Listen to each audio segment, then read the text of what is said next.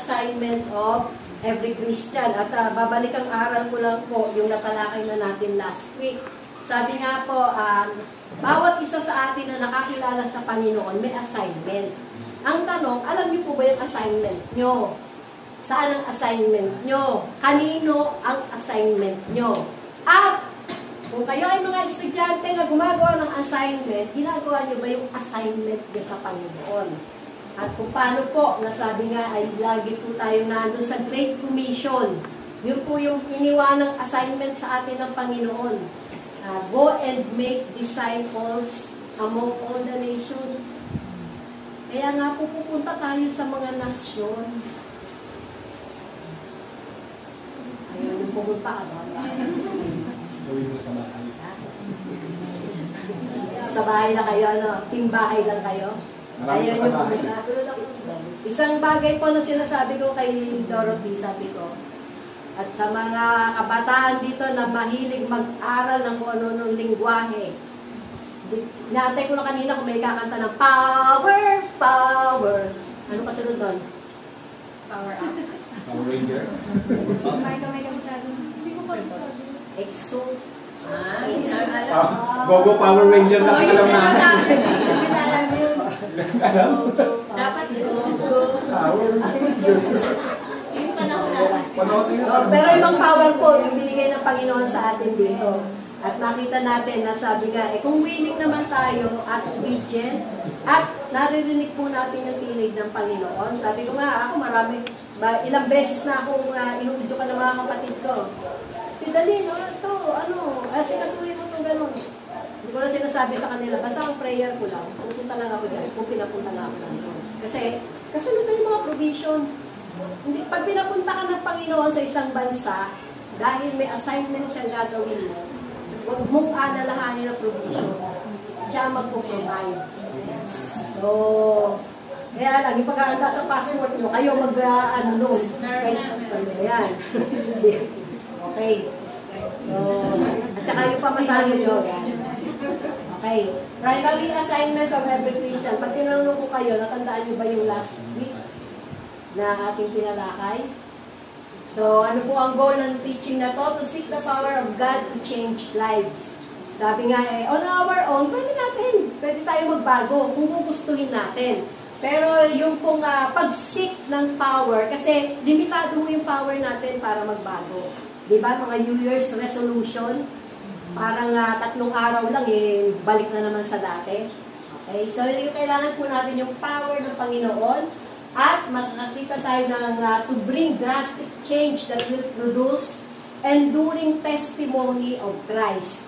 Yun pong hindi pa bago-bago. 1986 po ako nakakilala sa Panginoon. Yes, may mga pagkakataon, nagkakamali, nagkakasala, pero hindi umaalis. At kung umalis man kayo, tumigil man kayo, may time naman na magpatuloy ulit. May time na bumalik. Our God is a God of restoration. Hindi mo siya nagtataboy. Kung nagkamali ka, nagrepent ka, inadmit mo ang pagkakamali mo at nanumbalik ka sa Kanya, tatanggapin at tatanggapin ka niya. At ganoon din po ng church. Hindi mo tayo nagtataboy ng mga makasalanan. Kaya nga pagka nakakakita ko, ganito, Christian church, Christian fellowship. Minsan sinasabi ko, Lord, hindi ba tinawag mo kami para doon sa mga hindi pa nakakilala sa iyo? Pag sinabi mong Christian fellowship, puro Kristiyano lang ba to? Pero nakikita natin last week, di ba? Nakakapasok sa atin kahit yung mga masasama. So, to put to every believer a desire for the abundant life in Christ, not just a nominal life. Yung hindi lang na insignificant, yung nanatili ka na, ganito lang naman pala yung buhay eh. Sino na po dito yung mga tambuhay after na makakilala sa Panginoon? Nabago na. Hindi lang po yung hindi lang po yung pagkatao nyo, but even yung kabuhayan nyo. Kasi kasama doon sa salvation natin, yung mga pangako ng Panginoon na Kanya pong ipagkakaloob. Hindi pa kayo nga si Lucas. So, dun po sa part 1, seek me for the power to change life. Dito. nandiyan yung Panginoon. Ang objective po natin, to meet every need and be the man and woman of God that God will use to change every life that I touch. Gusto niyo po ba na lahat ng makakasalamuhan, yung alam yung ibinigay sa inyo ng Panginoon para kayo yung mag-minister, kayo yung mag-disciple. Bawat isa po sa atin, discipler. Hindi lang kayo believer, kundi magdi-disciple kayo. Kayo yung mga ngalaga. Hindi ko kasi pwedeng alagaan yung taga-Abida Settings, taga-Baklaran. Kaya ko lang alagaan yung taga-Doon, sa Lancaster din. At sinisimulan ko na ho, at matindi yung aking battle doon. Mga manginginom. Mga manginginom na kasama ko sa...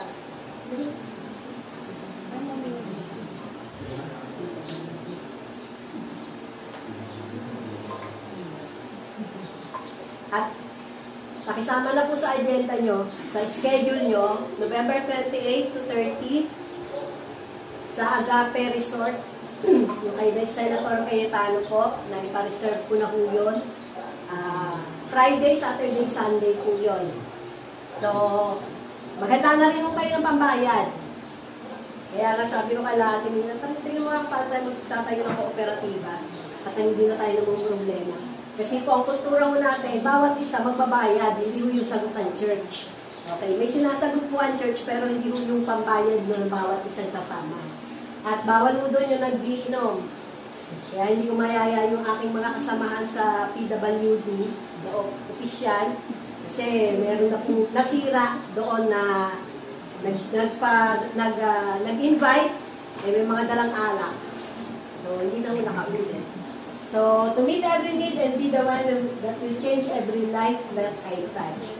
Yun po ba nga, gusto nyo ba na every time na may kakilala kayo, talagang gustong-gustong dumikit sa inyo, hindi dahil may mahugot sa inyo, kundi dahil nababago ang kanyang pananaw, nababago ang kanyang pagtingin sa buhay, at ano ba yung mga basic human needs po.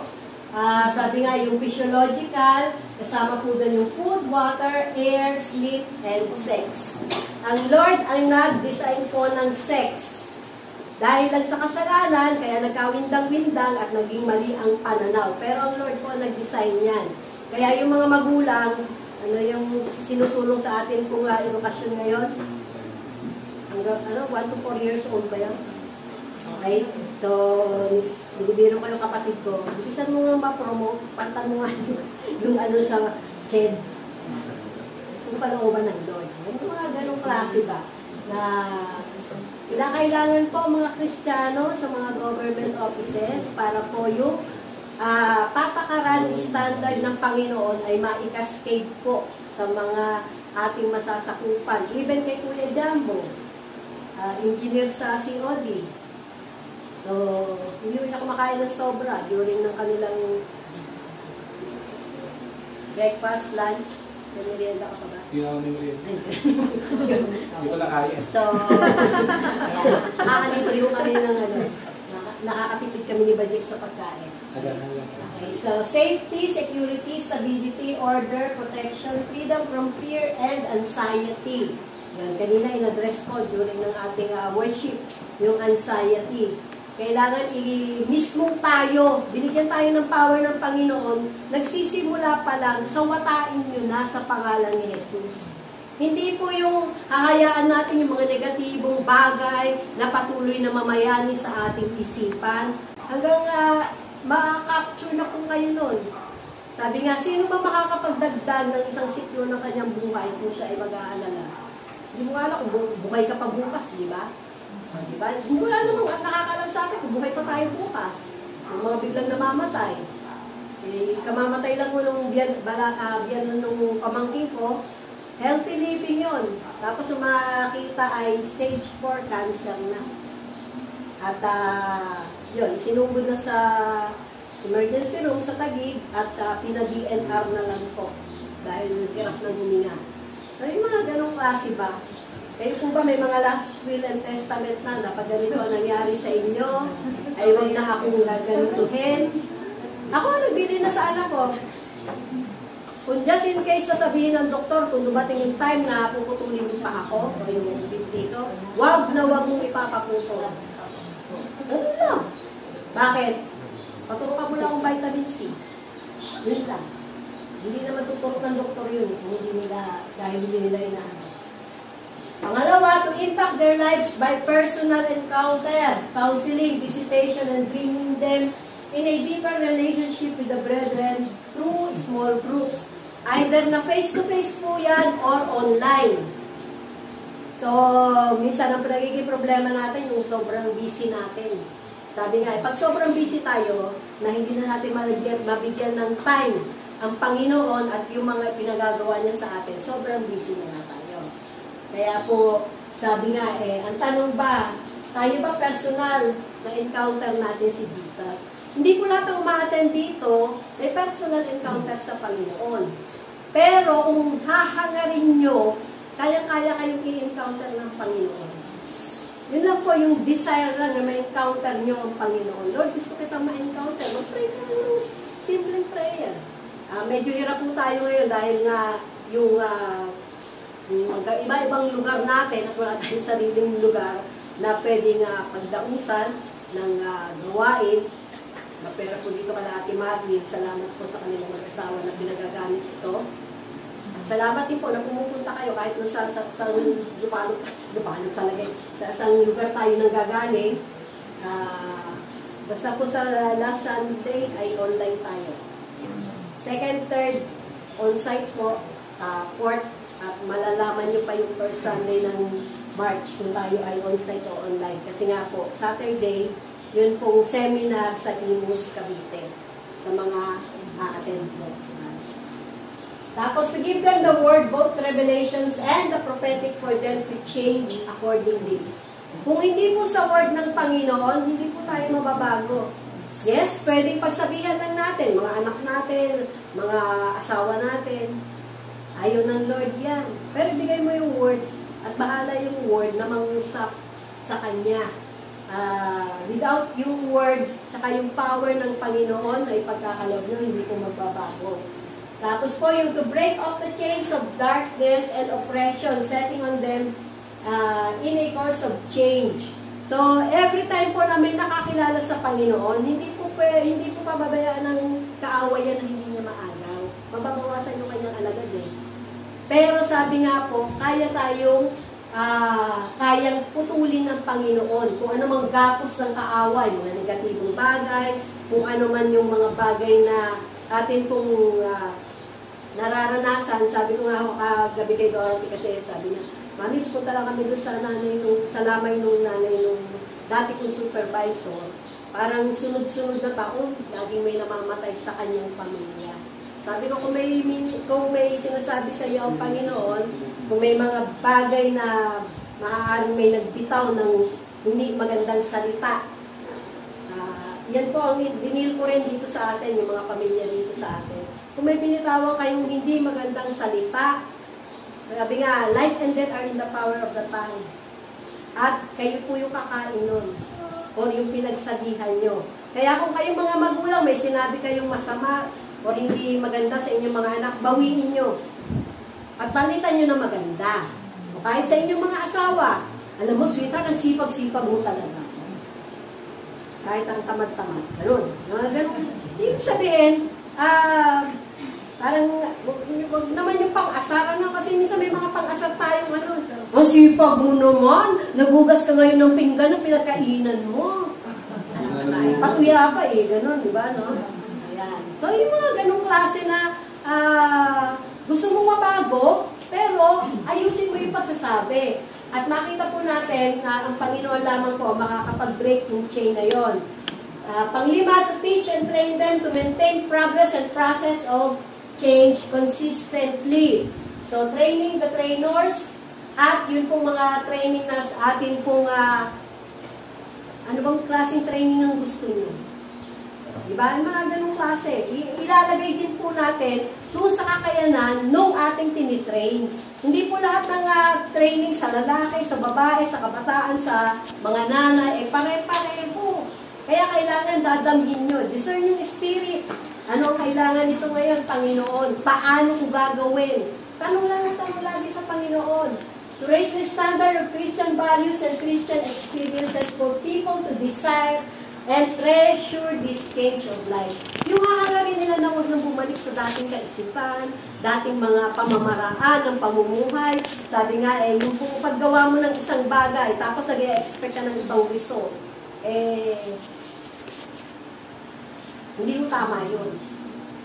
Kung ganun at ganun pa rin yung ginagawa mo, doon ka pa rin sa dating kasalanan, ng pangungutang, hindi pagbabayad ng utang.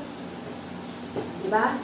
At yung sabi nga meron pong mga 8 klase ng tao na hindi mo dapat tulungan. Sino yung mga yon? Unang-una, yung hindi marunong tumanggap ng responsibilidad niya sa kanyang buhay. Kasi marami lang, sa ating mga kultura Pilipino, gustong-gusto ako yung responsibilidad ng iba, kaya hindi natututo.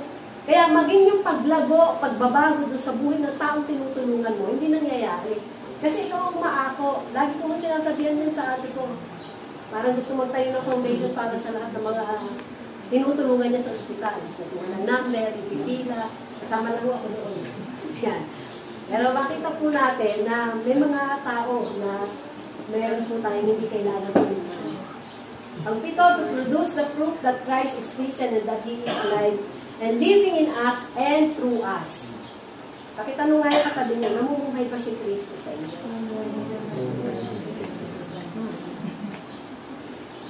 Kasi yung power of resurrection po at nakikita si Kristo sa buhay nyo, yun po yung pinaka epektibong paraan.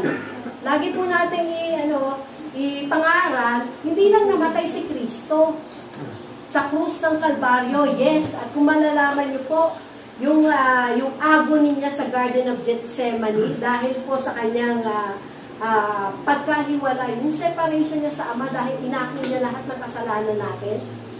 Antayin natin, April ay mapapatubo ni Nico yung kanyang balbas. Papako natin sa krus. May tayo, may... Hindi lang po kailangan yung masagot. Mamalalaman niyo pa kung ano gagawin natin sa mga araw. Then, to put an end to powerless religion, ministry, and churches by making this power available to all who come. Sabi nga po, religion is not an end in itself. One's union with God is the ultimate goal. Hindi ko kaya nagpapalitan ng religion. Dati akong Katoliko, dati akong Anglipayan, dati akong Iglesia ni Cristo, dati akong... Hindi yung dating religion, kundi yung personal na relasyon sa Panginoon na nagsisi sa kasalanan, inadmit na siya ay makasalanan. Di ba lahat naman tayo ganon? Inadmit natin na tayo ay makasalanan dahil wala nga pong matuwid, wala kahit isa. So, pagkatapos nun, ay yun pong makita natin na yun, hindi tayo nagbago ng religion, kundi nagkaroon tayo ng personal na relasyon sa Panginoon. Kapindot mo po.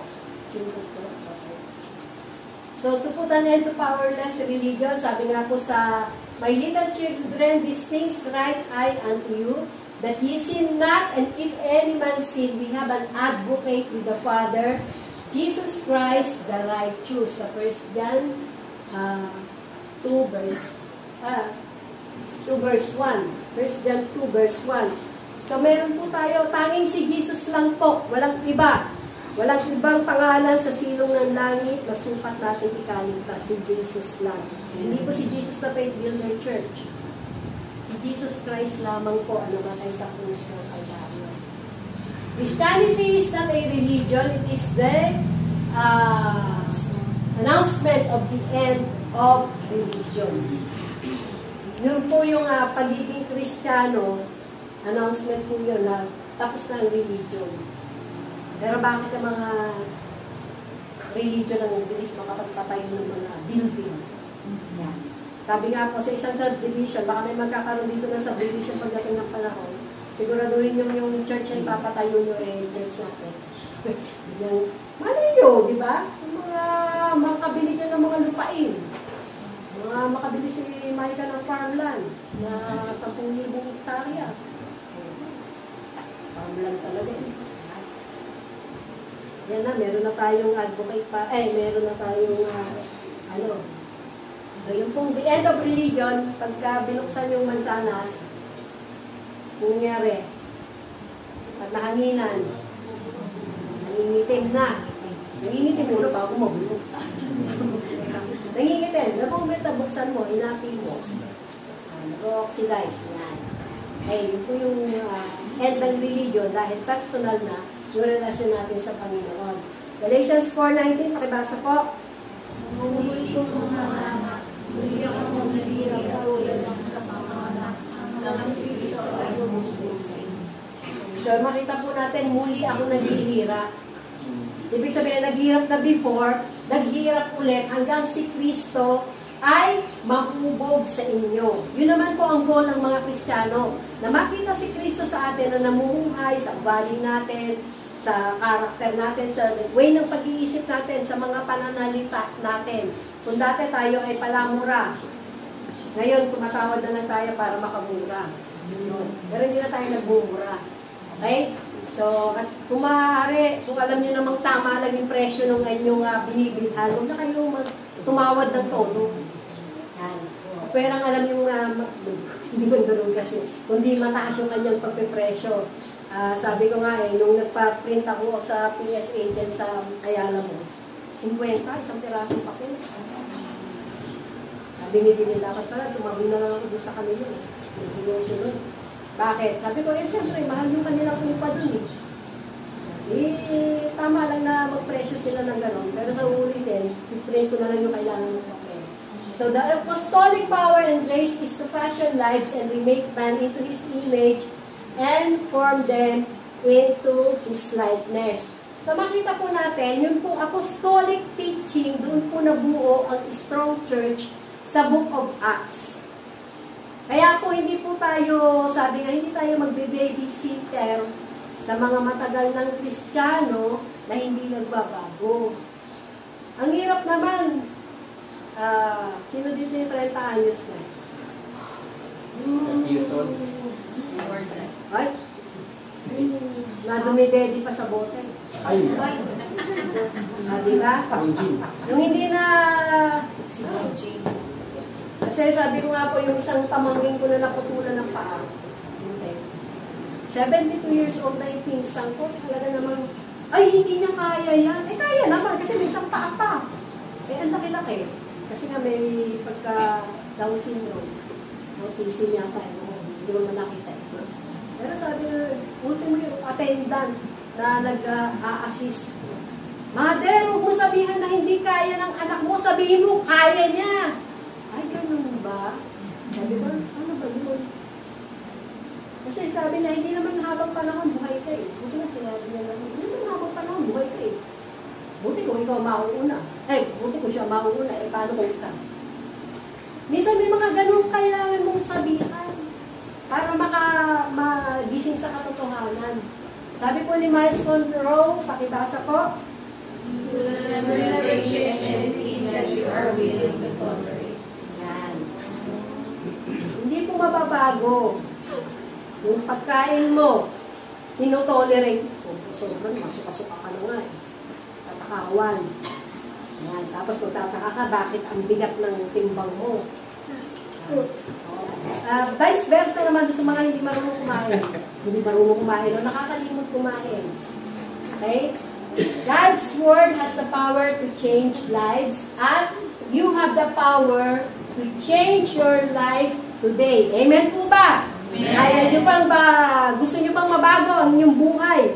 For the better, hindi for the worst. Okay? At sabi nga po, bakit po natin kailangan ng power na ito para mag-change ng buhay? Sabi nga po, unchanged people are not a model for truth to prevail and be received with confidence by others. Paano mo sasabihin na si Jesus ay nagbabago ng buhay kung yung buhay mo hindi nabago? Kung ganun ka pa rin.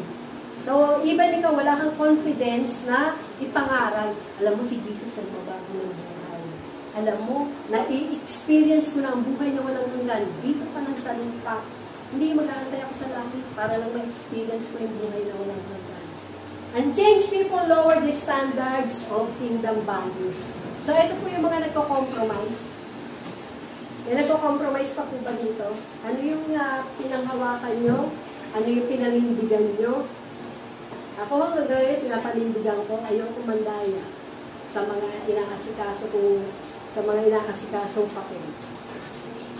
At bagamat yung kapatid ko yung nag-aasikaso, sabi ko, Panginoon, kung hindi mo kalooban at alam mo yung stand ko, pero siyempre, hindi naman ako magdidesisyon mag-isa, kalooban mo ang mangyari. So, kasama po yun, even sa mga business natin, na patuloy po natin ihain bilang handog na buhay, banal at katampatang pagsama sa Panginoon. So, unchanged people mock and deny the power of God. So, hindi naman totoo yan eh. Minsan, kahit andito ka, sasabihin mo, hindi totoo ang Diyos. Naging familiar ka na kasi. Kaya hindi mo na kaya kang baguhin ng Panginoon. At wala pong edad ang pagbabago ng Panginoon. Maging bata kayo o matanda, kaya kayong baguhin ng Panginoon. So, kung gusto nyo lang naman na mabago pa kayo ng Panginoon. So, unchanged people discourage and demoralize leader. So, ito po yung mga hindi nababago. Nga sabi nga kung sa tagal-tagal ng panahon, ganun ka pa din at wala kang pagbabago, kahit nandito ka pa, wala pa lang nababago sa'yo, hindi mo pala gusto mabago. So, yung pong bagay na minsan nakaka-discourage. Pero kung paano nga pong sinabi ni Pablo na sabi sa Philippians Church na ikaw ang aking joy, praise. Maging ganun po tayo. Mapa-small group leader, on time. On time ba, Kuya Jambo, ang pag-online mo? Ayun. Okay. At makapag-raise up. 5 minutes bago mag... Yan. Yun ang patakaran niya, 5 minutes before ng small group. At may plano po kami na sa mga malalayo, once a month, madalaw namin kayo sa inyo. Pagkatapos ng service dito, diretso na kami sa inyo. At babayo, di ba? Mga ganong klase. Sila lang yung mga may sasakyo. Ganon. Yan. Bakit? Sa iba-ibang lugar tayo. May Las Piñas, may Cavite. Cavite, magkakaiba pa. Loobin ng Panginoon. At kung meron pong babalikat, hindi ko kakayanin yan. Dahil pag uwi ko, pag linggo, ay paperworks naman po ako. Aaral pa din. Okay. So, unchanged people attract others into the midst of the righteous. So, yung po kaya nga minsan nakakapasok sa church, yung mga taong hindi pa nabago. Dahil yung mga taong nasa church, hindi nabago. Pero lahat naman po dito nabago na ng Panginoon. Amen po ba? Okay. So, unchanged people attract the spirits of rebellion and witchcraft. Okay, so yung pong mga pagre-rebelde, okay, kamakailan lang. Diba? Kailan ba end sa power? Pero nag-end sa power sila dun sa ano. Kailan na? February pa yun. Oh, pero nag-end sa power na sila doon. Dahil ano sa ano, diba? Hindi lang iglesia, hindi. Iglesia ay iba-ibang sektor. Nung Friday. Dahil yung kay impeachment ni Sarah. Puti lang yun. Ayun. Yung mga ganong klase, rebellion and witchcraft yun. Unchanged people must be separated from the righteous. Kaya po talagang may separation. Hindi ko sinabing hiwalayin yung asawa nyo o yung mga iwanan nyo yung mga anak nyo. Kundi po makita natin, sabi po sa Matthew 13:49, so it will be at the end of the age, the angels will come forth and remove the wicked among the righteous. Even po sa church, meron po mga wicked pa. Hindi po sa church lang natin. Sa mga church, nakakapasok ang wicked. Kaya nga po pinayuhan tayo ng Panginoon, magkaroon tayo ng discerning of spirits. So, when that happens, the righteous will shine like the noonday sun in the kingdom of the Father. At kung paano pong sinabi, Psalms 37:5-6, commit your way to the Lord, trust also in Him, and He will do it. He will bring out your righteousness as the light, and your judgment as the noonday. Kasi nagde-judge ka base doon sa mga salita ng Panginoon, base sa standard ng Panginoon at hindi sa standard ng mundo. Yes, may mga legal na standard ng mundo at kailangan na pag-aaralan natin yan.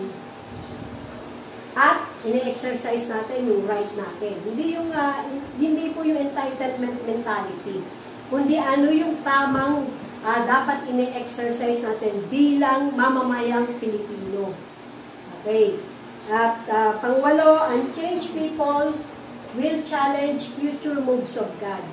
Kaya nga po yung iba na hindi po naranasan, yung mga nakaraang move, mga nanay, tatay, sinasabi niyo po ba yung mga nakaraang naranasan niyo sa piling ng Panginoon? Ano yung mga gawa ng Panginoon noon? Na hindi na nangyayari ngayon? Kaya minsan pag tinanong mo yung mga anak, yung mga next generation, hindi alam. Nangyari ba yun? May ganun ba? Dahil hindi nasabi ng mga nakaraang henerasyon. At kung may bagong gagawin ng Panginoon, sabi nga po, may mga bagong ginagawa ang Lord. Hindi pare-pareho. Yung nakaraan na yun. May bagong gagawin ng Panginoon, minsan hindi matanggap. At minsan hindi tinatanggap. Kaya po nagkakaroon ng tistisan sa church. Marami, nung start pa po nung November, nagkakaroon ako ng mga paghihiwalay sa mga churches. Dahil lang po dun sa mga katuruan na hindi matanggap, nagbuo ng sariling grupo at hinikayat po na umalis. At kung paano sinabi ko sa inyo, katulad dun sa Daine, nung binisita natin, yung pong dating pastor natin doon ang nagsalita na, ay sige, kung sino yung sa Panginoon, sila yung mananatili. Ganun po ang binitawang salita. Ngayon po, 3 na lang sila yung umalis. At nanatili yung JFPC dahil. So, huwag niyong i-challenge. Pag ang Panginoon po nagtayo, maaaring ikaw umalis, pero yung sabihin mo na manghikayat ka pa ng iba, kung mali lang talaga, yung ini-stand, hindi na ayon sa Biblia yung tinuturo. Tapos, unchanged people will not submit to God's government. At kung paano nga po na kailangan po yung katungkulan natin na mag-submit tayo sa mga taong gobyerno. Romans 13, 1-3, ang bawat tao ay magpasakop sa mga namamahalang otoridad. Sino yung nagbubura dito sa pulis? Pirang yung pulis na yun.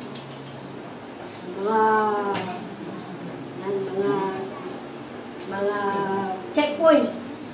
Bakit ka matatakot kung wala ka namang itinatago? Diba? Checkpoint din. Ako nagpapasalamat.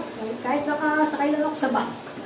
Lord, salamat po sa mga otoridad na naandyan. Nagpupuyat din yung mga yan. Panay nga ang kapi. Dito nga, hindi nagkakagasto. Okay? So, sabi nga, sapagkat walang pamamahala na hindi mula sa Diyos at mga pamamahalang iyon ay itinalaga ng Diyos. Even yung presidente natin, vice president, yung mga 18 na dyan, kayo po ba ay nakarehistro na?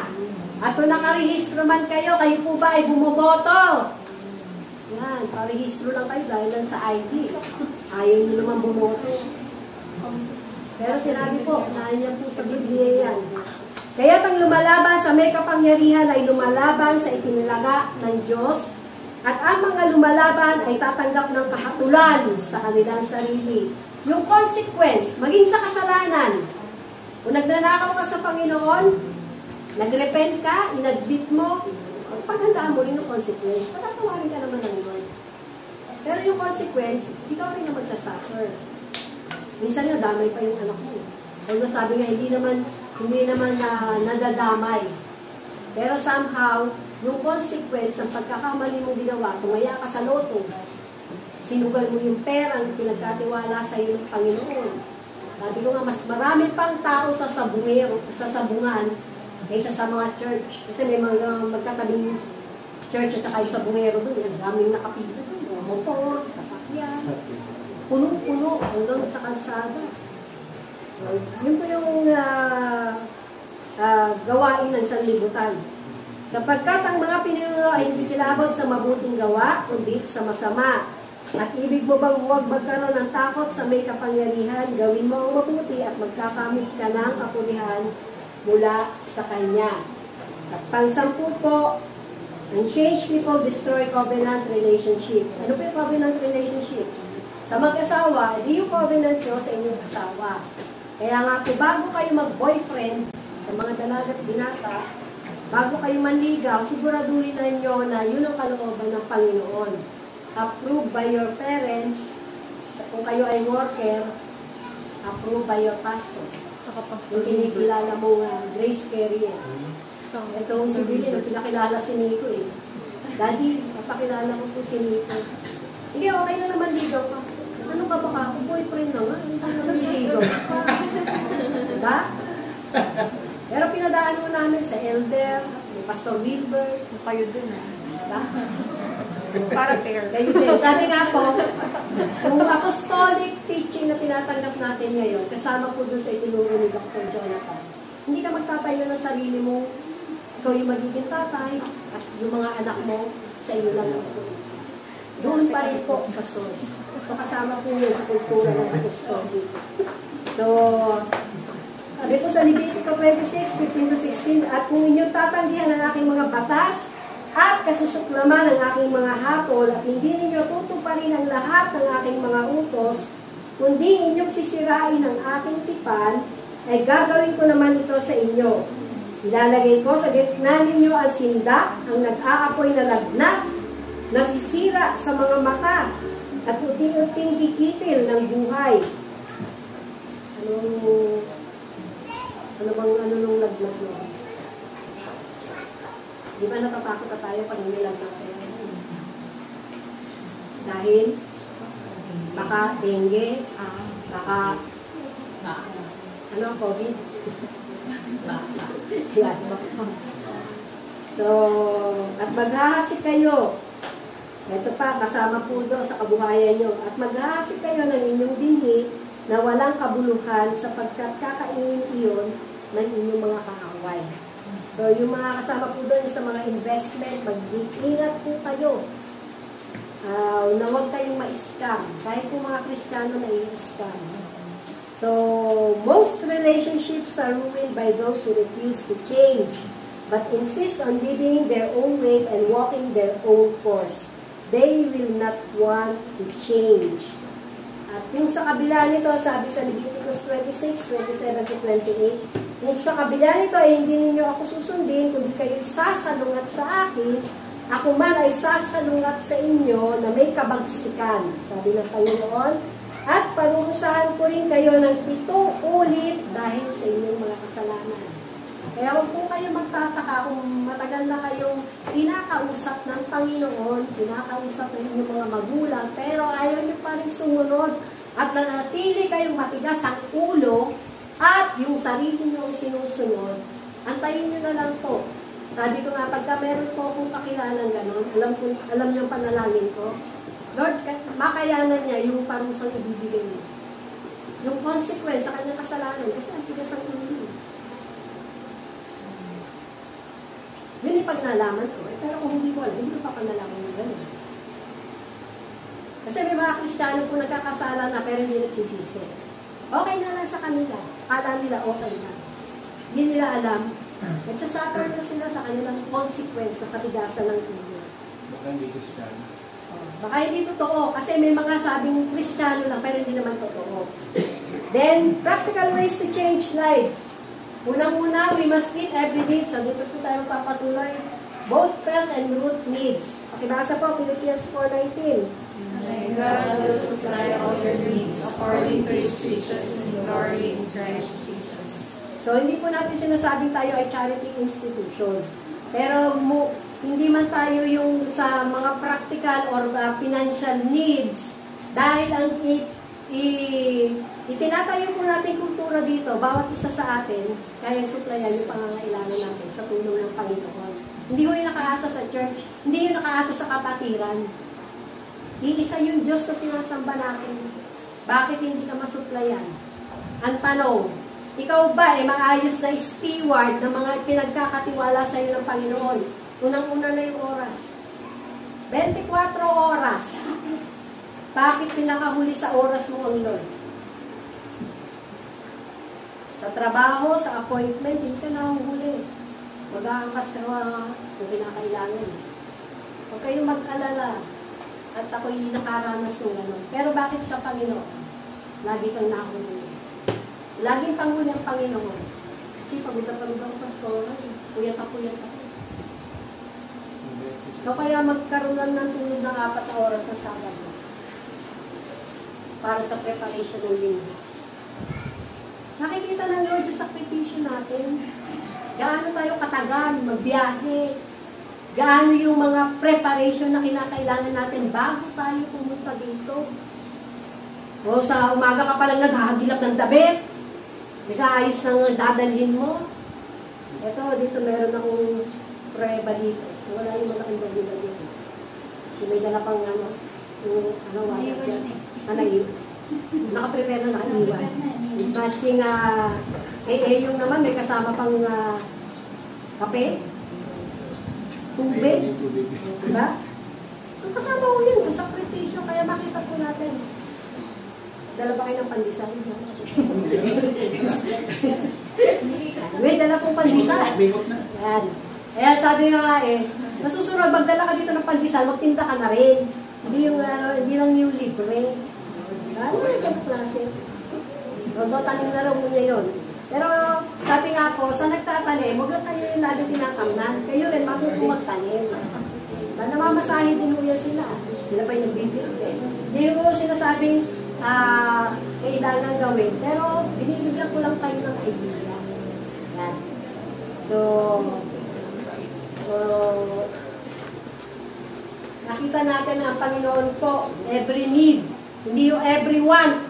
Kasi marami tayong want May bagong gadget, gusto ko yan. Hindi mo pa nga na-explore yung dati Hindi mo pa nga nagagamit lahat ng app Sabi mo, bakit binibigyan niyo ako ng gadget kailangan ko lang naman pantawag tsaka pantext. Yun lang. Basic. Yung dating ng email na hindi. Hindi ko nag-aaral ng ganyan. So, set the people free by touching them deeply in the spirit for total transformation. Kasi pwedeng sa soul lang ikaw mag-touch Mababago yan. Ang compose ng soul? Mind, will, and emotions. So, pwedeng mabago yung damdamin. Yan. Pwedeng masaya, pwedeng malungkot, pwedeng naiinis, pwedeng mabago-bago. Pero yung totoong transformation na kahit ano man ang mangyari sa buhay, maganda man o pangit sa ating paningin, pero sa Panginoon ka pa rin nakatuon. Sabi nga, kung paano nga sinasabi natin may kanina, di ba? All things work together for good to them that love God. For good lagi, kahit pangit sa tingin mo. Kasi merong pinoform na karakter ang Panginoon sa iyo. Kaya, Lord, your will be done. Kakayanin ko to dahil nasa aking kagalingan. Pangalawa, we must bring drastic change, drastic, obvious, evident change to produce an enduring testimony of Christ. The people must be deeply impacted by the fruits of true repentance, as well as have confirmed convincing evidence that their faith is making them full. Pakitanong yung katabi nyo, yung bang faith mo ginagawa kang buo? Ano bang ginagawa sa iyo ng faith mo? May faith ka pa ba? Tanungin nyo. Tinapatanong ko Diba? Meron bang faith na kasing laki ng butil ng mustasa? Ako po, dahil ako yung naglagay ng iniwang sibuyas sa rep. Nakita ko may ugat na. So, meron akong paso doon. Although hindi ko pa na-research, so tanungin ko na lang si Mike mamaya. Paano ba magpatubo ng sibuyas? Pero tinanim ko naman sa lupa bago ko binisikan ng tubig. At saka ako tinabi ko sa garahe namin. Hindi ko alam kung kailangan yung parawan o hindi. So, yun yung mga ganong klase. Okay? So, John 8:31 to 32, pakibasa po. So Jesus came to those Jews who had believed him. Continue in my word, then you are truly my disciples, and you will know the truth, and the truth will set you free. Okay. Sabi po ng Panginoon, kung pagkatapos sa mga budyong sumasampalataya ito, sabi niya, kung kayo'y mananatili sa akin. John 8:34. Hindi ko lang nailagay dyan. Sinagot sila ni Jesus, katotohanan, sinasabi ko sa inyo, ang bawat nagkakasala ay alipin ng kasalanan. Yung alipin ay walang palagi ang lugar sa sambahayan. Ang anak ay may mga lugar magpakailanman. Kaya kung kayo ay palayain ng anak, kayo'y magiging tunay na malaya. Pakitanong nga po, pinalaya na ba kayo ng Jesus? Pinalaya. Lahat? Sa lahat. So, yung mga hindi nagtatanong, hindi na makapag-usap. Kaya ako pinapatanong kasi na may tayo, communication, kailangan tanongin nyo. Diba? Parang hindi pa ako nakakalaya mula sa pagiging marites. Hindi pa ako nakakalaya sa iniisip ko, kailangan lagi akong bigyan ng aking mga pangangailangan. Na kailangan ay supplyan ako ng aking, mamaya matatalakay po natin yan. Pero sinabi po dito, makita natin, if you continue in my word. Hindi yun narinig mo lang, pero nagpapatuloy ka dun sa word na tinanggap mo. Ang tanong, may natatanggap ka pa ang word? Si pastora naman, laging na lang nagpaparinig eh. Kung sino man po yung tumatayo dito at hindi nyo tinatanggap na ang Panginoon ang nangungusap, hindi nyo tatanggapin ang Lord. Tama? O tama? Hindi tama. Tama ka na.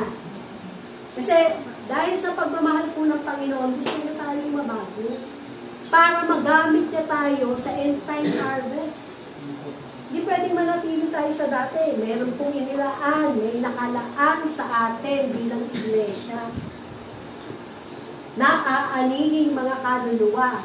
At kung gusto mong mapabilang doon sa mga mag-aani, matuto tayo pong magpabago sa Panginoon.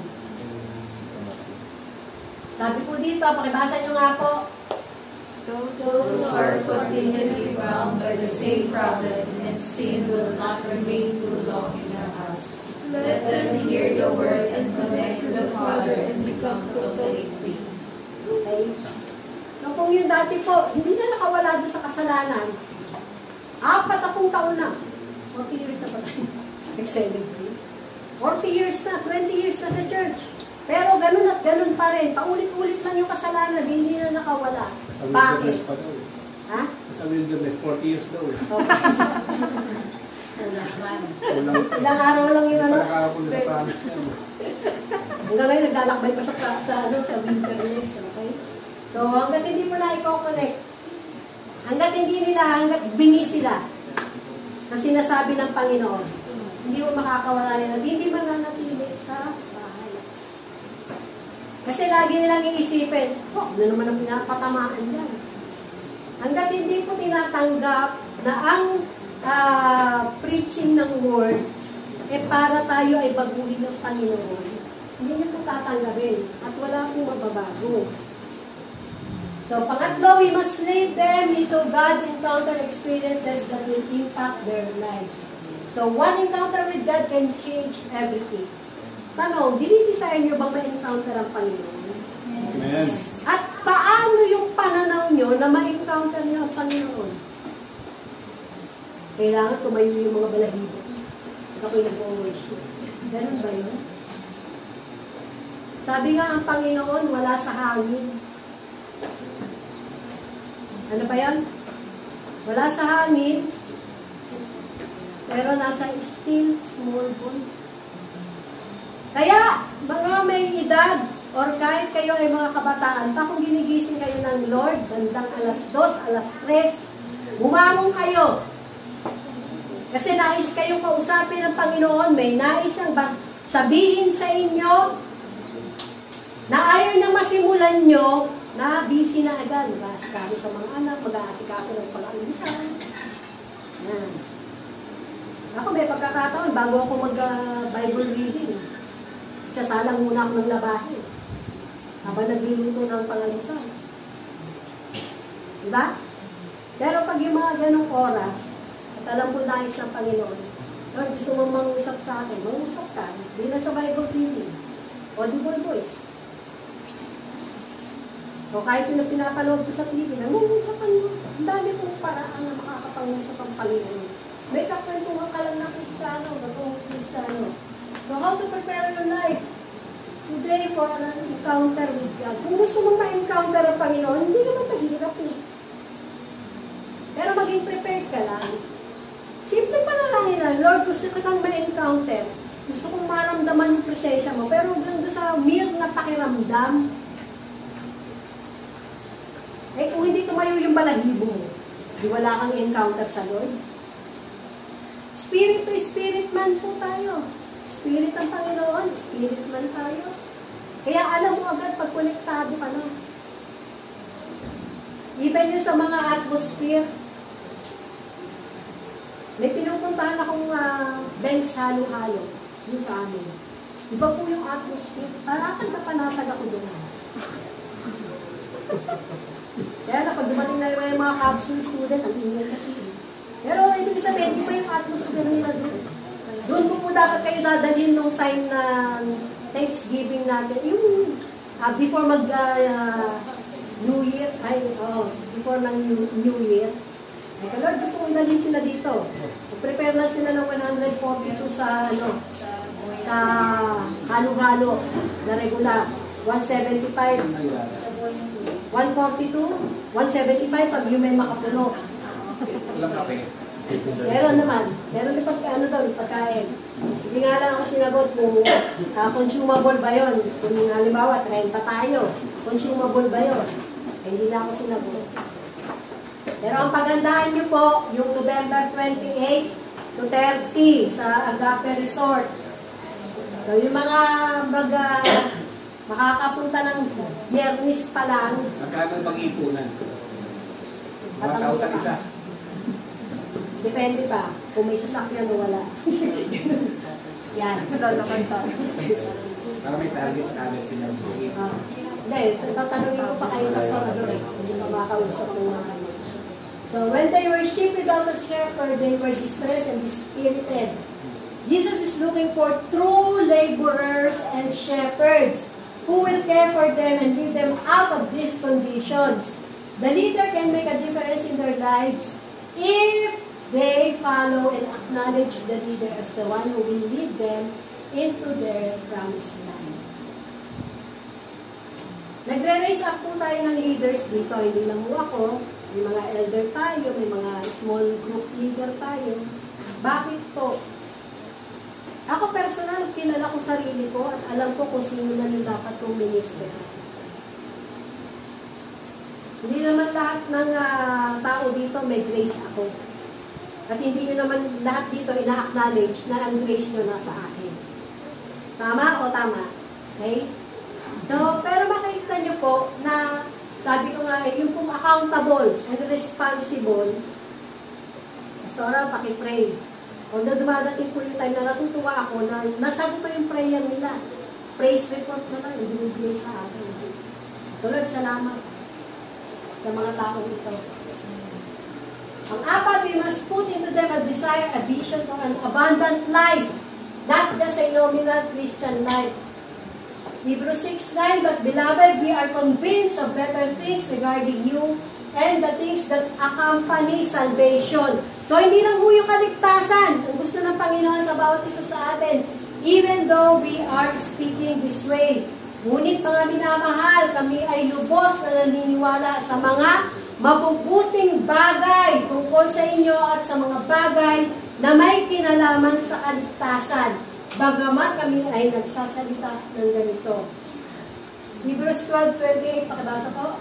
Therefore, since we receive a kingdom which cannot be shaken, let's show gratitude, by which we may offer to God an acceptable service with reverence and awe. Ano sabi? Tanong, na-receive nyo na ba yung kingdom na hindi shake? O puro pa rin ngayon shake? Konting pagsubok, problema. Hindi na nga ako atin. Tampo na ako sa loob. Ano kayo magiging matatag na? Ang babalik ang church ng Lord, yung matibay na church, strong church. Parang binabaliwala niyo yung pag-empower ng Banal na Espiritu sa atin.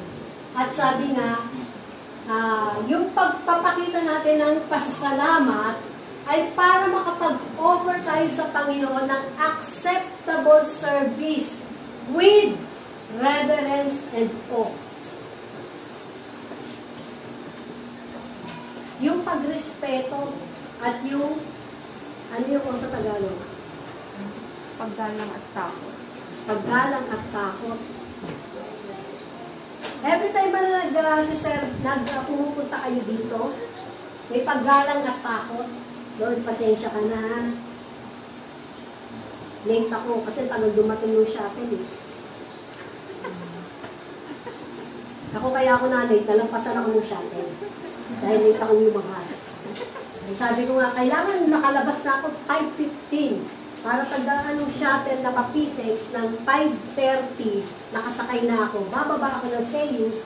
Pagbaba ko ng Seiyus, sasakay naman ako ng Sapoti Kabila. Pagbaba ko dyan sa Sapoti Kabila, dyan sa may St. Dominic, sasakay naman ako ng Papilintes. Kaya pag nakikita niyo ako dito, naglalakad na lang. Exercise. Yan. Kasama ko yun. Kasama sa acceptable service ko sa Panginoon. Si Nanay Glo. Naglalakad din. Yan. Mas malapit sa'yo. Okay? Hindi ba nakikita ng Lord yung inyong mga oras ng pag-alis para lang makarating on time? Sa mga gusto kong tumulong na mag-ayos dito, alas 7. Para makapag-practice po yung sa worship team. Then 7:30 start na. Ito may time po na manalangin corporately. May elder na po gumagawa nun. So, yung pong kahit hariang hindi mayayanig, magkaroon tayo ng biyaya na sa pamamagitan nito, ay makapaghahandog tayo sa Diyos ng kalugod-lugod na paglilingkod. Hindi ho lang dito sa loob ng church. Huwag niyo kong hangarin na makapaglingkod kayo dito sa loob ng church. Tinawag po tayo maglingkod sa labas. Kahit na may church building na tayo, at hindi naman ganun karami yung gagawin, isang full-time, 2 full-time, tama na yun. Dahil tinawag po tayo sa labas. At may mga part-timer ho na maglilinis ng ating garden. Garden talaga eh. Kaya ako ng mga technical team doon. At karamihan doon, volunteer.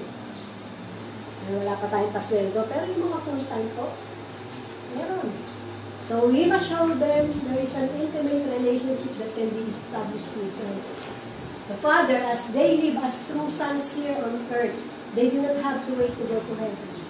Namumuhay ba kayo bilang totoong anak ng Diyos dito sa lupa? Paano kayo namumuhay bilang anak sa inyong mga magulang? Sinusuway ang magulang? Sinasagot ang magulang? Hindi sinusunod ang magulang? Mga anak, ang hedge of protection nyo, mga magulang nyo. Hindi nyo respetuhin yan. Gusto nyo sundin, hanggang nasa pupo kayo ng inyong tahanan. Magulang pa rin, kaya mga pinalis ko sa bilin. Mamaya, pakainin ko ng, hindi ko lang nakainin ko yung mustasa. Isa kapag luto naman ako ng pakbet. With matching suka. So, kailangan po mamuhay tayo bilang totoong anak ng Diyos dito sa lupa. Huwag nyo nang antayin na pumunta pa kayo ng langit bago kayo matutong mamuhay bilang anak. They can live life abundantly with all of God's blessings and favor here and now. Gusto niyo ba yun? Gusto niyo yung blessings and favor? Anong ginagawa niyo para makuha yun? Sinusunod niyo ba yung patakaran ng Panginoon? Sinusunod niyo ba yung sinasabi ng Lord sa buhay niyo? Hindi yung ibabagsak ng Lord yung blessing and favor niyo. May requirements din po yan. Kala niyo, porket anak kayo. Eh kung may pinapagawa sa inyo, bago bigay sa inyo yung blessing. Yung blessing lang na maimulat mo yung mata mo sa umaga. Yung dila mo, may panlasa pa pag kumakain ka. Hindi niyo ba ina-acknowledge na blessing yun? Yung nakakakain ka pa gamit ang kamay mo. At mas gusto ng mga Pilipino kumain na gamit ang kamay. Kahit na may kutsara, tinidor. Tama? Bakit? Mas masarap yung kamay niyo eh. Diba? Pero yung mga delikado, kadiri. Ganun. Pwede nga lang ako bumili nung ano yung maliliit na alimango na yun? Talang, hindi talangka. Iba yung talangka. Alam ko yung talangka. Yung maliliit na alimasan. Hindi lang ako dahil pupunta rito eh. Bibili na ako kasi pag sakay ko ng binakayan eh. Yung mga ano doon. Yung mga, diba? So, minsan, yung pananaw natin, paano yung blessing? Paano nyo tinatanaw ang blessing sa inyo ng Lord? Pag may pera ba kayo? Yung may pera nga kayo, hindi nyo masabing blessing sa inyo ng Lord. Gusto nyo sobrang pera. Lagi ko po sinasabi, hindi ka bibigyan ng Lord ang hindi mo kaya. 1,000 lang, hindi mo maibigay ang tithe sa kanya eh. Bigyan ka pa ng 10,000. Yes. Minsan pati pagpapala sa atin, nasusukat, gaano natin kamahal ang Lord. Kung ano lang yung kaya mo, kasi mas gusto niya yung pagsunod mo kaysa yung ibigay mo. At hindi lang ito sa mga binibigay natin. Pag pinagpapala ba kayo ng Panginoon, Lord, bakit mo ako pinagpala? Tinatanong mo ba yun? Kanino mo gustong ibigay ko itong pagpapala? Hindi ko pa wala titignan yung ating financial report. Pero sinabihan ko kay Bajek, pag hindi sumusobra yung pambigay natin sa mission, kung ano lang yung natatanggap sa mission fund natin, yun lang din ang ilalabas na.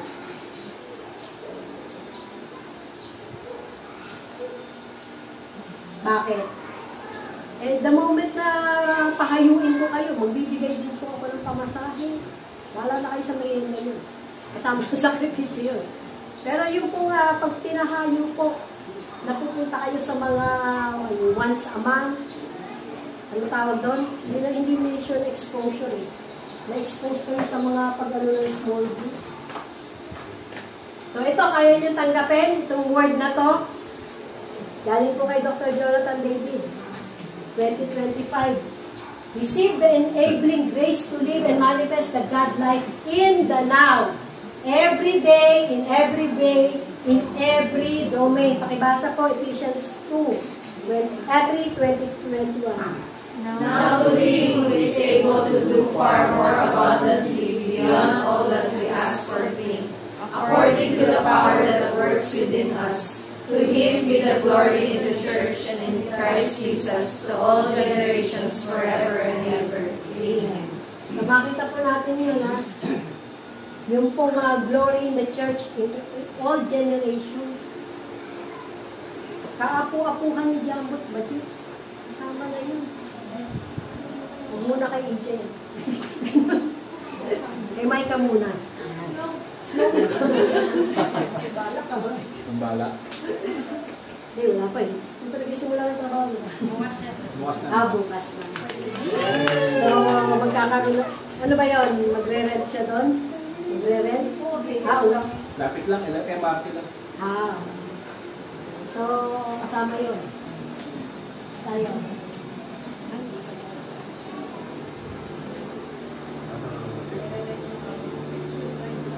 Pero babayaran niya rent namin. Nilakasay na tala. Yung rent kasama. Bed space na. So, sabi po dito, now refers to the Kairos moment. The now moment. The appointed and set time for God to begin a fresh, new move. So, yung pong, the now is the new that God has prepared and kept for this hour. The old patterns of the past will be left behind. Tapos ako yung 2024, iniwan niyo na po ba yung inyong nakaraan? Pero kung yung iwanan, yung lesson na natutunan nyo nung nakaraan. The new is breaking free and breaking through on the horizon. Behold, all things will become new and God will bring it to pass. Kikita niyo po ba na ano man yung pinangako sa inyo ng Panginoon na tinanggap nyo, matatanggap nyo? Then unto Him indicates that all things must be done to honor Him and be put under His subjection. Hindi po yung ating will, but His will be done, His strength, not our strength, to serve His purposes and not our agenda. Mga agenda ba tayo? Yun po yung mahirap sa amin mga elder.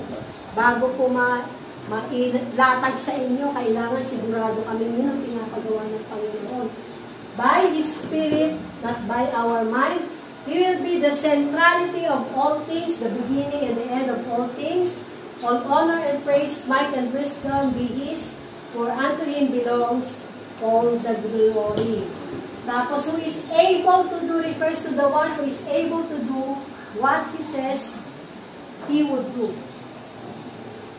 Pag may pinagawa ba sa inyo, Panginoon, na alam nyo hindi nyo kaya, sasabihin nyo, Lord, hindi ko kaya. O sinasabi nyo, Panginoon, hindi ko kaya to, pero kaya mo dahil ikaw ay nasa akin. Ganun ba confession mo?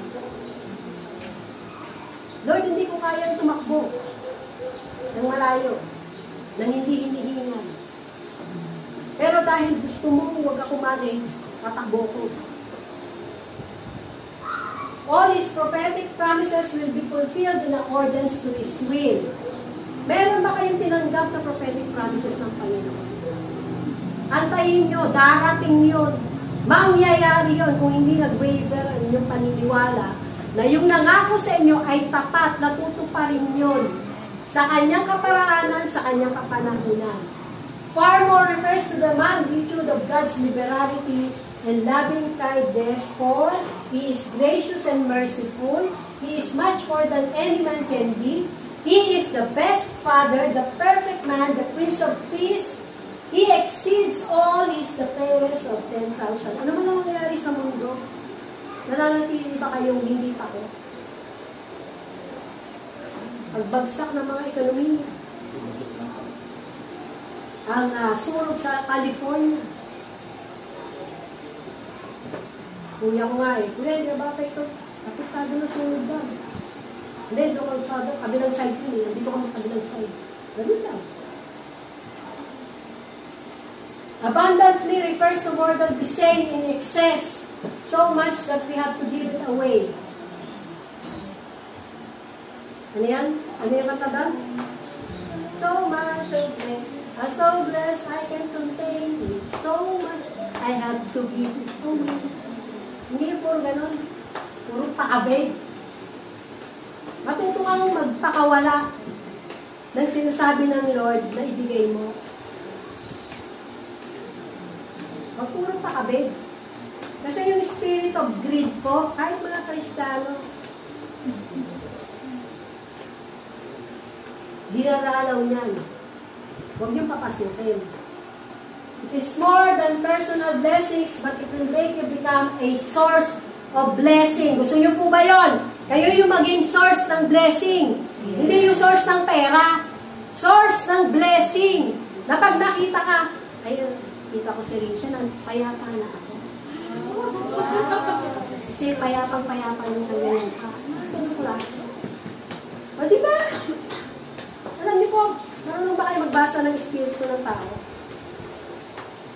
Yung kahit sa mga bumibili kayo sa mall, sa Ace Hardware, o sa Japan Home. Alam po, pagka-visit yung yung tundera, kaya nila ako bumabalik to. Okay. Sabi po sa Deuteronomy 30, verse 15. Ano ba? Napindutin po ulit. Ito na naman. Yan na yan, di ba? Ay, di pa. Number 5 about Yan. Tapos beyond all. So you will not only become a receiver but a source of supply.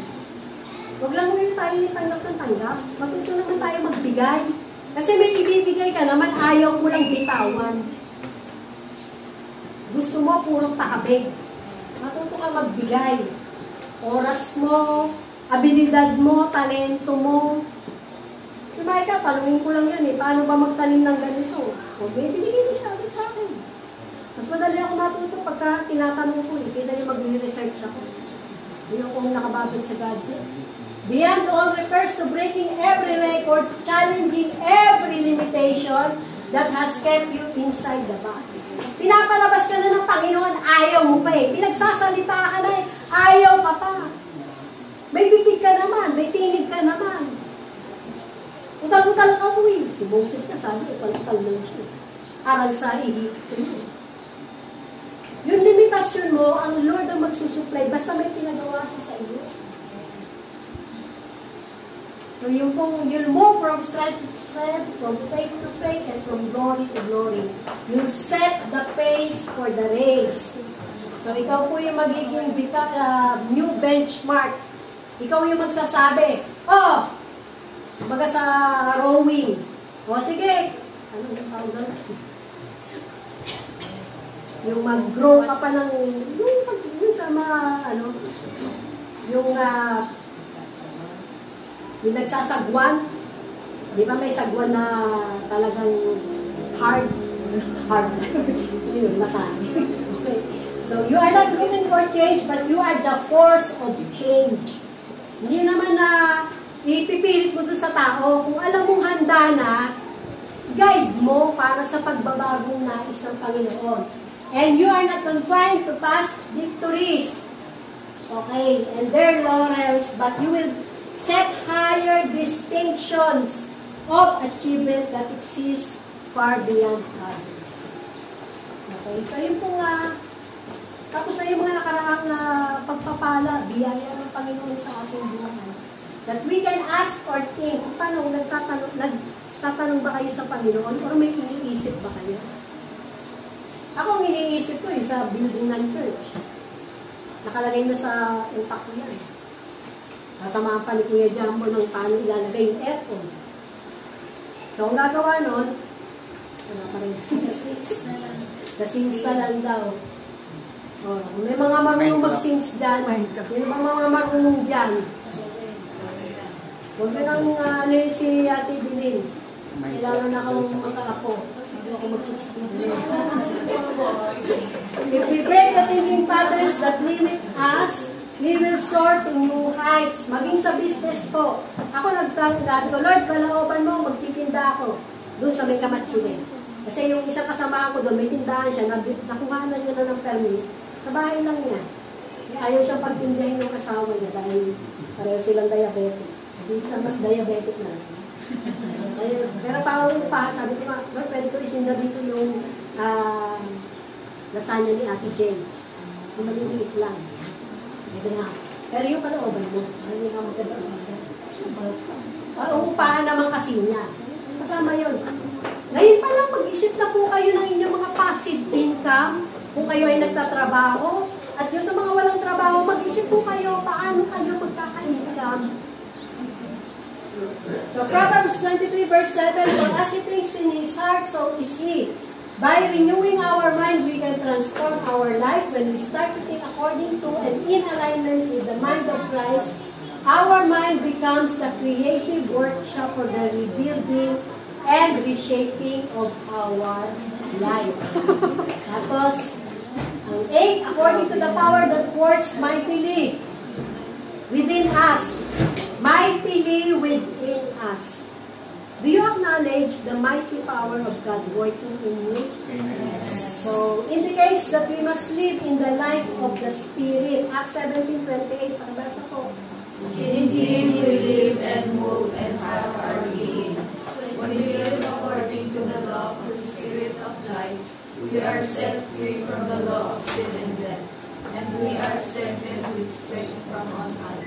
Sinong tanda dito yung kanta ng ano? Hindi really.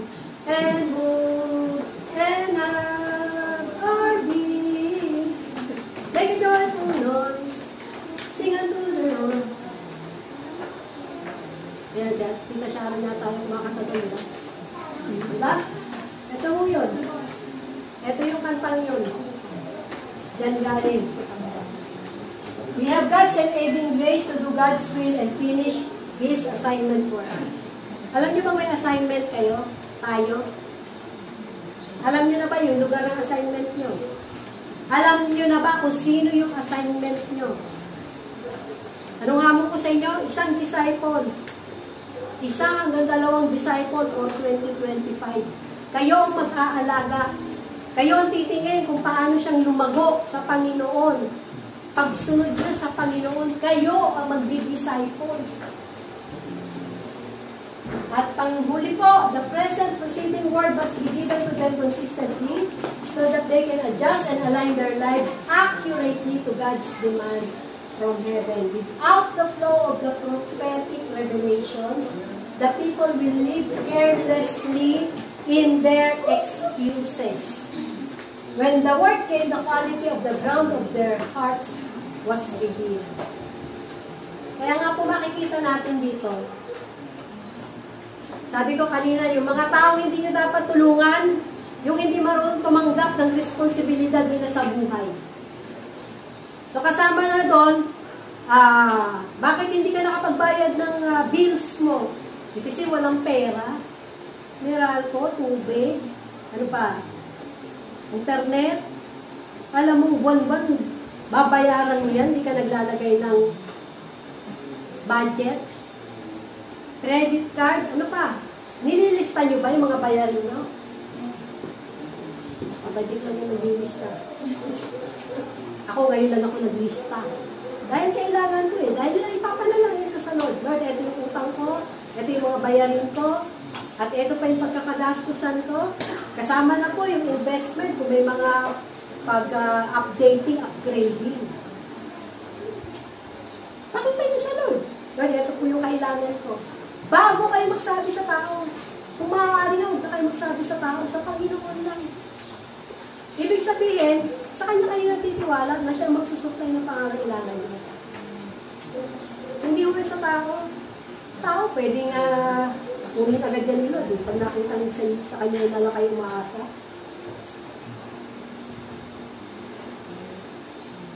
Pero makita ng Panginoon, kung anak ko ito, sa akin lang talaga nagtitiwala, sa akin lang umaasa, hindi sa ibang tao. So sabi po dito, when the word came, the nature of the members of Ephesus was revealed. Kaya nga po, dinala yung mga disciples sa school of Tyrannus. For 2 years, tinuruan sila doon. Kasi mga nagre-rebelde na yung mga tinuturuan. So the word cleanses and separates the good from the bad. Those who choose obedience in His words will build a house that cannot be shaken. Dalangin ko po na bawat isa dito sa atin na dumating ang Lord, mananatili pa yung kanyang tapat sa Kanya. Kahit wala na ako. Alam mo pa alam. Hindi na gagawin buhay natin dito sa mundo eh. Hindi naman na habang panahon, buhay tayo eh. At kung mamamatay rin lang tayo, ano na yung bati ko kay CJ? TJ pala. Sarap siguro ng handa mo din sa langit. Ano? Kasama na ba kayo ni Daddy? Diba? Bisita mo ba si Daddy? Bakit ka mananatili dito sa mundo na hindi ka glorified body? Hirap na hirap ka. Hindi mo tinitignan yung magiging buhay mo sa piling ng Lord, sa presensya niya. Na ano man yung mga pagkukulang natin dito physically. Sabi nga, babata pa tayo dun. Pagdating dun, walang dun pa tayo. Makita po natin. Bawat nakikinig sa mga salita kong ito at ginaganap ang mga ito. Hindi lang mo nakikinig. Kundi ginaganap ay matutulad sa isang matalinong tao. So, hindi yung bobong tao. Na nagtayo ng kanyang bahay sa ibabaw ng bato. Bumagsak ang ulan at dumating ang baha, uminto ang mga Humihip ang mga hangin at hinampas ang bahay ngayon, ngunit hindi iyon bumagsak sapagkat itinayo sa ibabaw ng bato. Matalino po ba kayo na nagtatayo ng bahay sa bato? Nakikinig at ano pa? Ginaganap. Pinapractice. Hindi lang pinakinggan. The word of truth helps them see the future plans and purposes of God so that they can choose to have life. Deuteronomy 28, 1-2, pakibasa niyo to.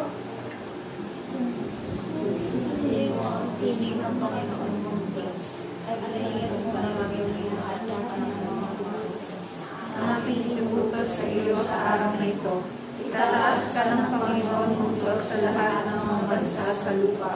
Ang lahat ng pagpapalang ito ay darating sa iyo at aabot sa iyo kung iyong susundin ang tinig ng Panginoon mong Diyos. So sabi po dito, kung susundin ang tinig, then maingat mong gagawin, hindi pa warde-warde. Hindi yung basta magawa lang.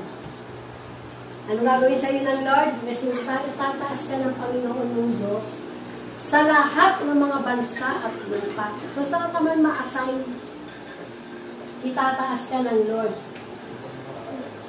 At yung kung mga pagpapalang darating sa iyo. Deuteronomy 30:15, see, I have placed before you today life and happiness, and death and adversity.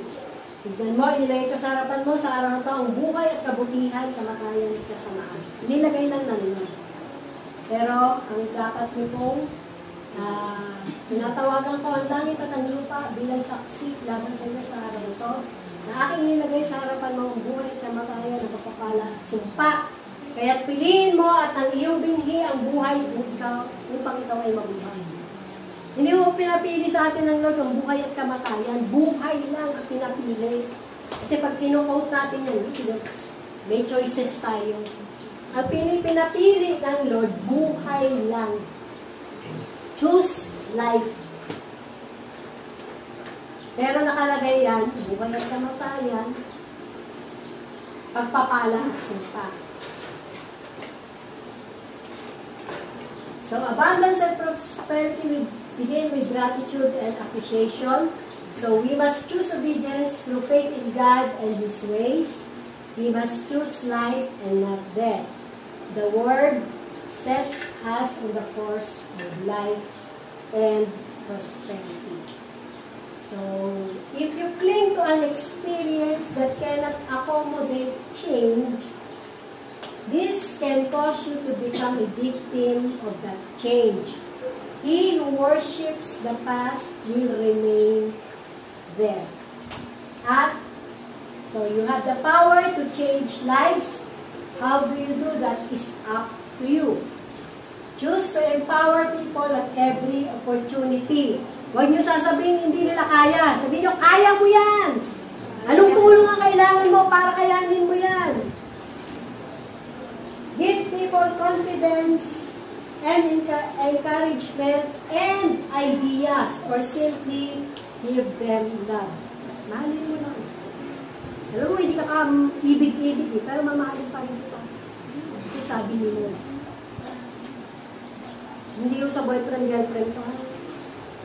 So whether we change our lives or do nothing, we have responded. To do nothing is to do something. Totoo po ba yan? Okay, so tayo po ay manalangin.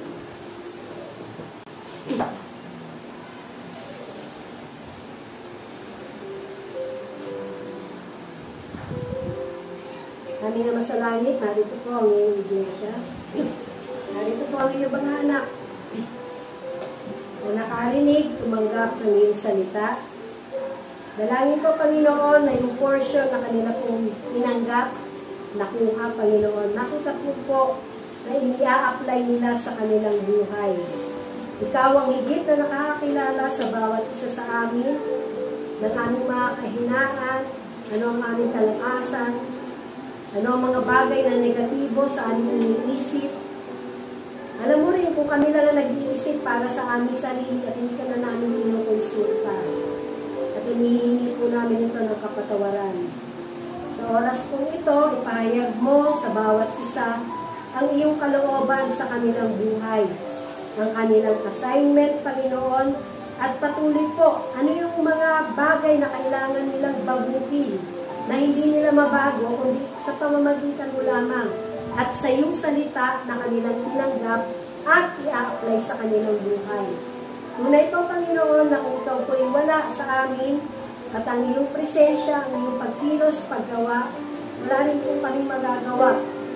Ipapasalamat po kami sa mga bagay na gagawin ko pa, mga pagbabago, Panginoon, at transformation, Lord, sa pamamagitan ng iyong salita. Thank you for raising up, Panginoon, mga small group leaders, Lord, makita nila, may kakayanan sila na magdisipulo, Panginoon, ng mga taong inilagay mo sa kanilang assignment. Dalangin ko po na a step of faith, tanging kailangan mo upang patuloy po na magsimula sila sa journey towards destiny. Bawat isa sa amin, Panginoon, binigyan mo ng komisyon at dalangin ko po na gawin ng bawat isa. Ang naisin mo na huwag mapahamak ang mga tao, kundi makakilala sa iyo, magsisi, patuloy na manumbalik at tanggapin na tanging ang Panginoong Yesus lamang ang katotohanan at ang daan para kami po ay maligtas. At ang personal na relasyon sa Ama sa pamamagitan niya at ang pakikisama ng Banal na Espiritu sa amin ang patuloy po na maghahayag sa amin ng katotohanan na kung aming i-a-apply ay magpapalaya sa amin. Kaya salamat, Panginoon. Create in us, Panginoon, a hunger and thirst para po sa iyong righteousness, para po sa iyong truth, na huwag ka namin gawing panghuli sa aming buhay, sa aming oras, sa aming mga ginagawa, kundi lagi, Panginoon, makipag-commune kami sa iyo. Spirit to Spirit, Panginoon, makita po namin, anytime, any day, Panginoon, may ginagawa man kami, Lord, pero kung naglalaan kami ng special time upang makaliit ka, Panginoon, ikaw at ako lamang, Panginoon. Lord, dalangin ko po, ibigay mo po yun sa bawat isa. Kaya salamat po sa pagpapala mo, and as we give our tithes and offering, Lord, maging sa mission, O God, yung kindness, so po ang patuloy na magbalik at patuloy po, Panginoon, nakikita mo ang puso ng bawat isa. Salamat, Lord, na hindi mo po sila pagpupulangin, lalo na sa mga hindi nagnanakaw. Nagdanakaw sa iyo ng kakayahan at ng kagustuhan na i-bless ang bawat isa sa amin. Thank you, Father God, na yung values mo, yung standard mo, kung paano kami pagpapalain, kung paano namin matatanggap ang mga pagpapala na bumula sa iyo. Ay patuloy po namin kakampi. Palain mo po ang bawat isa. Salamat sa mabuting kalusugan. Salamat sa kalakasan. Salamat, Panginoon. Ano man ang mga issues sa buhay, sa kabuhayan, patuloy po nila ilapit sa iyo. Hingin ang iyong sinasabi, ang iyong tugon sa kanilang panalangin. At dalangin ko po, bigyan mo sila ng kakayanan na patuloy po magawa ito ng ayon sa iyong panalangin. Ang ayon sa iyong sinasabi, ayon sa iyong instruction. Palain mo po si Micah sa kanyang pagsisimula ng kanyang trabaho bukas. Palain mo po siyang blessing, Panginoon. Pagpalain mo po ang bawat may business, Lord. Pagpalain mo po ang kanilang business at maging pagpapala po sila sa kanilang mga customers.